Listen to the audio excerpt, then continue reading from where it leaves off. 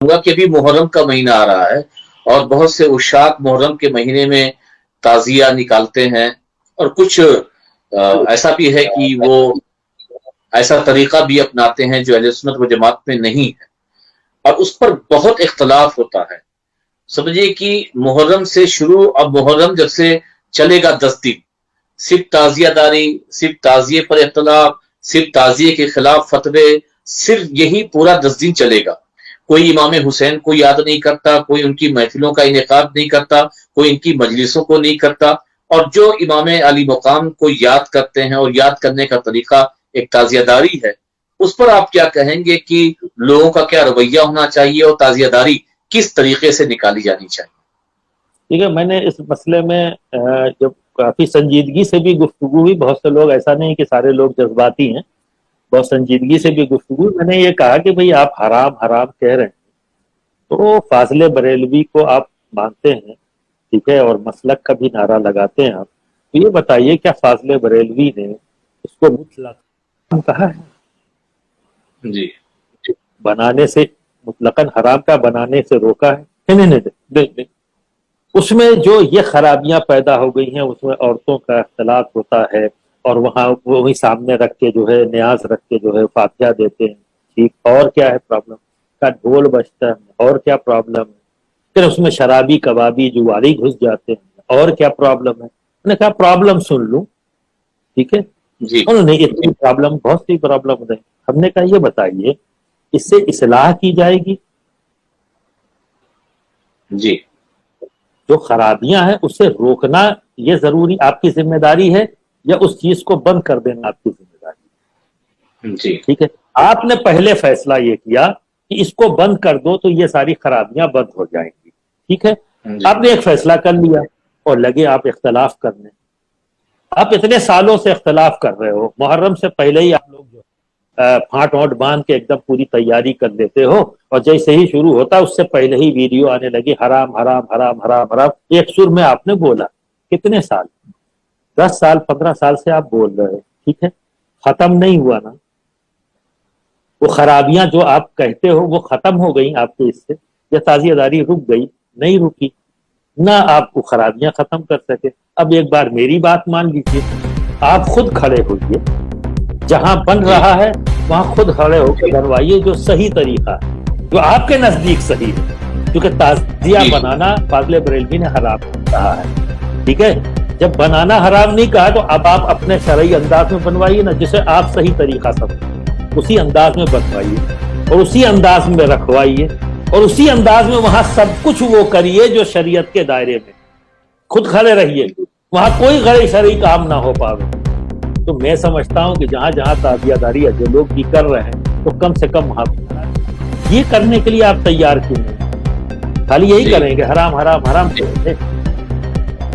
اب اس سے کنفیوژن کیا ہوتا ہے کہ لوگوں کو لگتا ہے کہ تعزیہ ہی حرام ہے، اور کہیں نہ کہیں یہ بددیانتی آپ کر رہے ہیں کہ آپ یہ کہہ رہے ہیں تعزیہ حرام ہے، تعزیہ حرام ہے، تعزیہ حرام ہے، تو تعزیہ حرام ہے یہ دکھائیے فاضل بریلوی نے کہاں کہا ہے حرام؟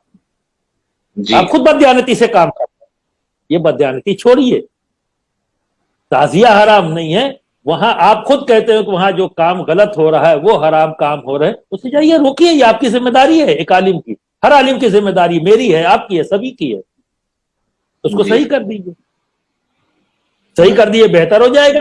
رائے پور میں ہم نے، آپ نے کوشش کیا، صحیح ہوا یا نہیں ہوا؟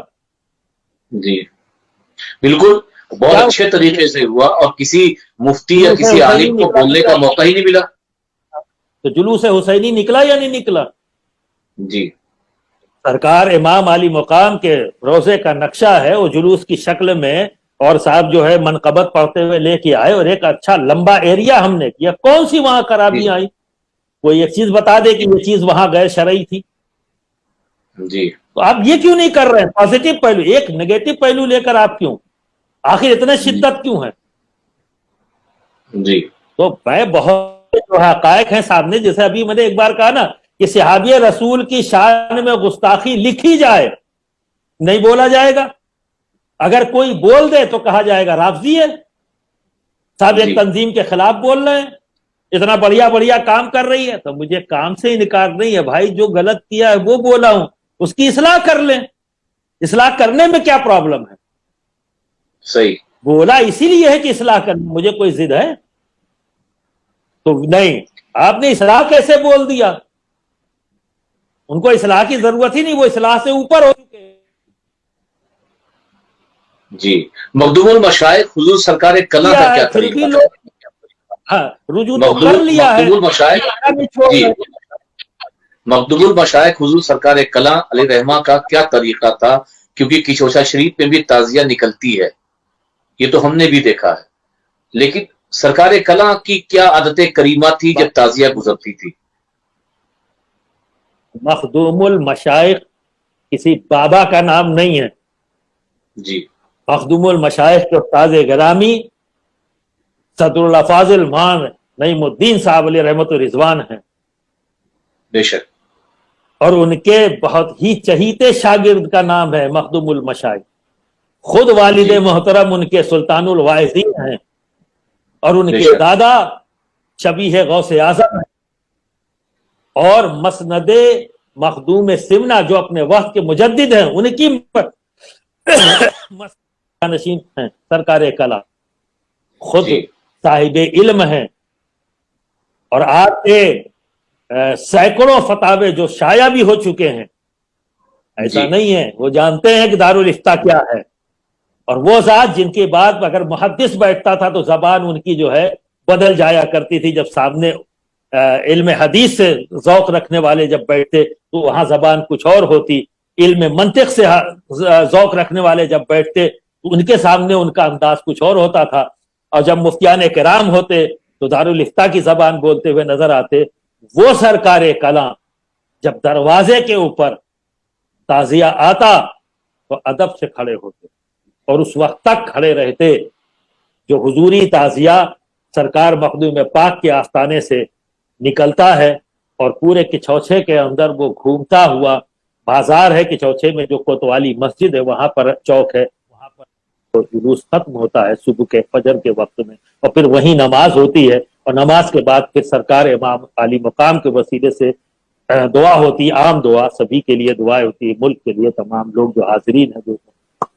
تو وہی جلوس جب صبح 3 بجے کے لگ بھگ، 2:30 سے 3 بجے کے لگ بھگ رات میں سرکار کلام کے مکان پر جب دروازے پر آتا تو وہاں چوکی بچھتی، سرکار کلام بچھواتے اور خود کھڑے ہوتے اس وقت تک جب تک پھر تعزیہ اٹھ کر آپ کے دروازے سے نیچے اور پھر سڑک پر آگے نہیں بڑھ جاتا.